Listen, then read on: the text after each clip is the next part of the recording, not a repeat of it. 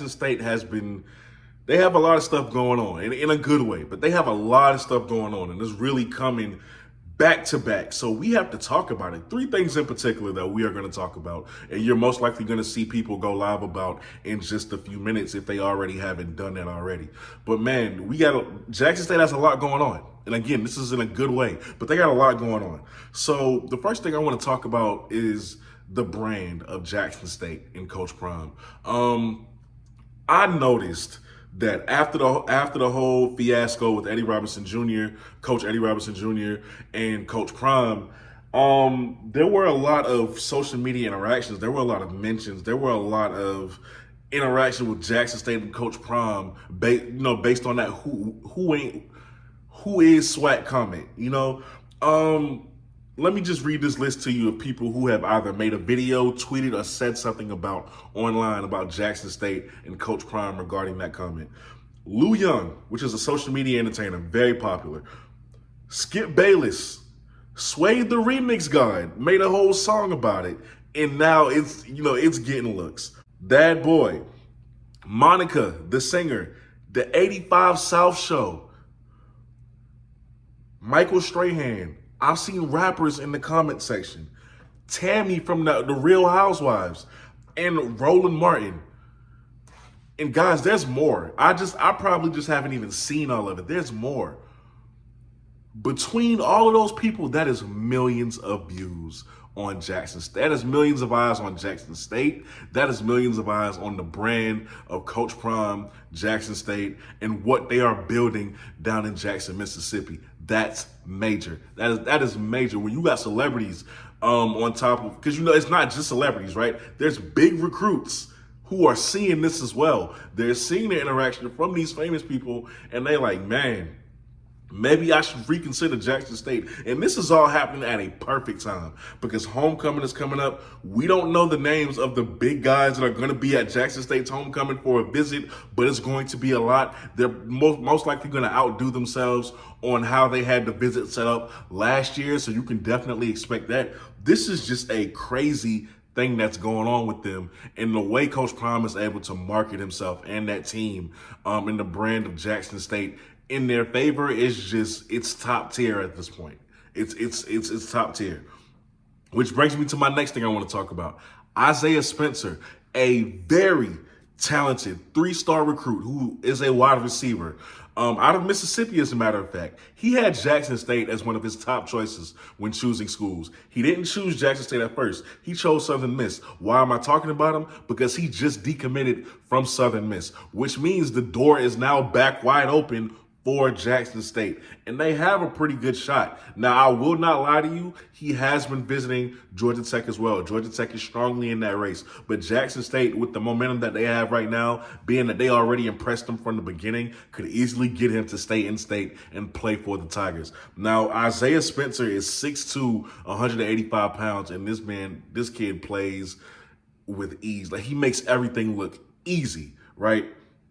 3-star prospect, class of 2023. In the nation, I think he is ranked 855 at his position. He's ranked number 121. And in the state of Mississippi, he's ranked number 17. Now, so far, mid-season, this is his stats. 34 receptions, 558 yards, and 4 touchdowns. He's balling. And he's also already a state champion, so he knows what it's like to win. There's a good opportunity for y'all to get him. And if you do, you combine him with Robert Lockhart III and the kid whose name I really do forget his name, but the other 4-star receiver that you have in this class. You are looking to be wide receiver university for a very long time. After that, I want to talk about probably what's going to be the biggest news tonight, and that is that the city council of Jackson unanimously approved this backing of a state for the new stadium. Basically, they unanimously approved the backing for a new Jackson State stadium. So a lot of people are excited about that. It's blowing up on Twitter right now. Everybody's talking about it.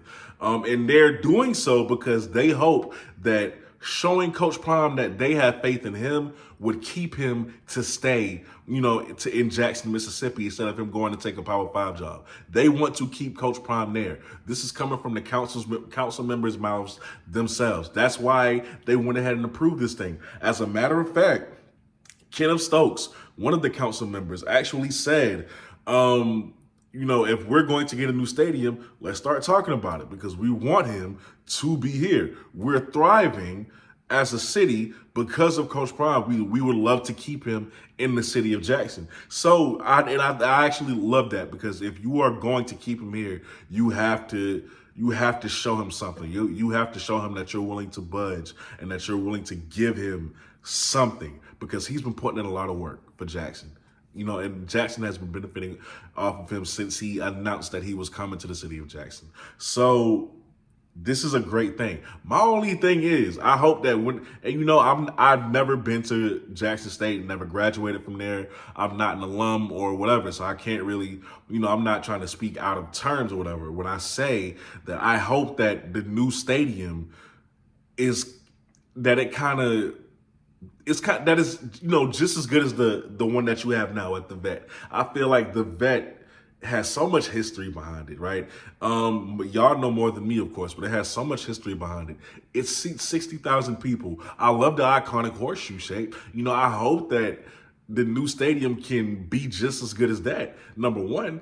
Two, that it can actually still seat 60,000 people, because that is just an intimidating place when you can have 60,000 people in the stands. I mean, you're not going to have 60,000 people for every game, but please trust me when I say 60,000 for an opposing team is no small matter, especially at the FCS level. So I hope that they keep that, at least those elements when deciding the design for this new stadium. But man, Jackson State is flourishing right now, man. They're thriving.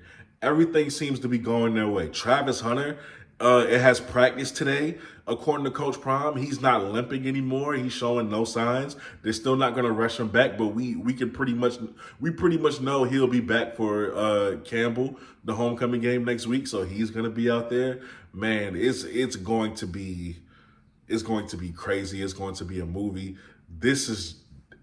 Everything is just benefiting Jackson State right now. And it's what a time to be alive if you are a Jackson State fan and alum, either or both. With that being said, you are watching the BlitzCity Podcast.